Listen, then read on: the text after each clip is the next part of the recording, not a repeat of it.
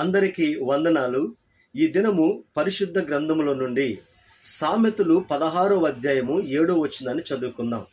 ఒకని ప్రవర్తన యెహోవాకు ప్రీతికరమగునప్పుడు ఆయన వాని శత్రువులను సహా వారికి మిత్రులుగా చేయను అని రాయబడి ఉంది.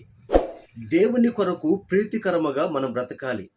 ఎలాంటి ప్రవర్తన దేవునికి ప్రీతికరము అంటే సత్ప్రవర్తన, యథార్థమైన ప్రవర్తన, మంచి ప్రవర్తన, సువార్తకు తగిన ప్రవర్తన, నీతి ప్రవర్తన కలిగి ఉండాలి. అప్పుడే శత్రువులను సహా మిత్రులుగా చేయగలడు. ఎందుకంటే పాపపు చీకటిలో బ్రతికే బ్రతుకులను తన ఆశ్చర్యకరమైన వాక్యపు వెలుగులోనికి పిలిచి ప్రత్యేకపరిచిన దేవుడు.